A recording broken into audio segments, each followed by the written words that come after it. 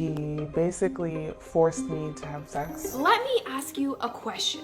Where do you think is the most dangerous place in the world for women? Is it Yemen? Afghanistan? A dark alley late at night? No. The most dangerous place in the world for women is in their own homes.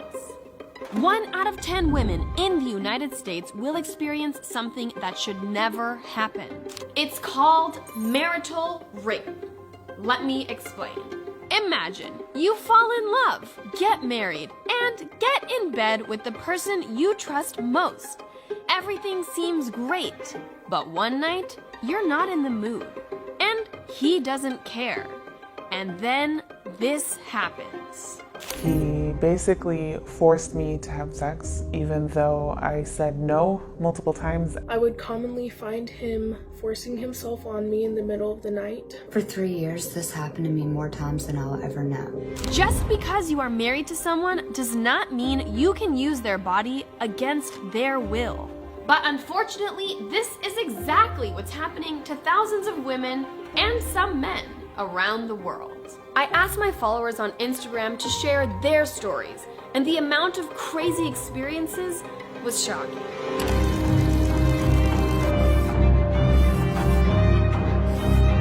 It's crazy that this is happening, and it's even crazier that in almost half of the world, this is still legal. For example, this woman.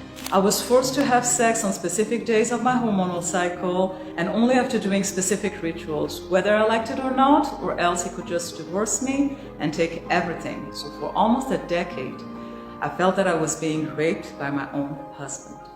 This happens in Judaism, Christianity, Islam, atheism. This is not a religious issue. This is a human issue. Why does it happen?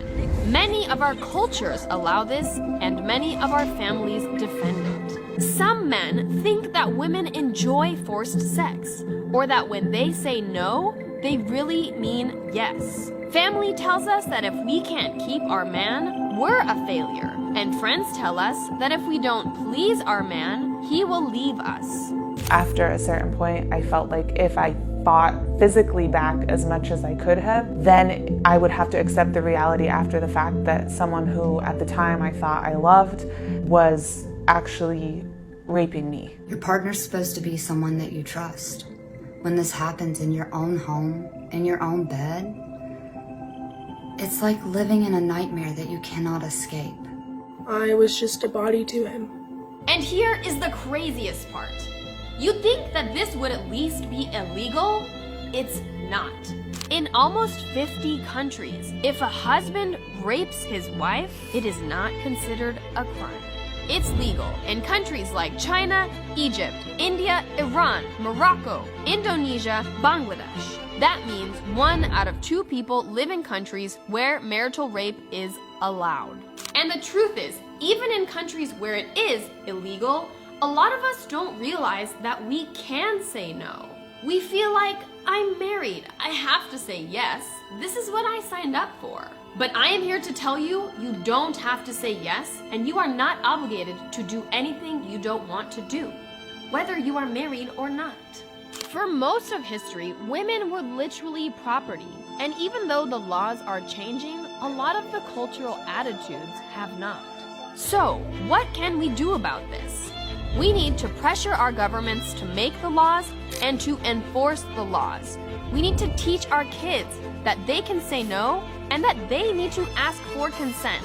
And if someone tells you this happened to them, we need to support them instead of shaming them. If you live in a place where marital rape is legal, I need you to know that just because it's legal, it doesn't mean it's right. It's wrong, and you deserve better.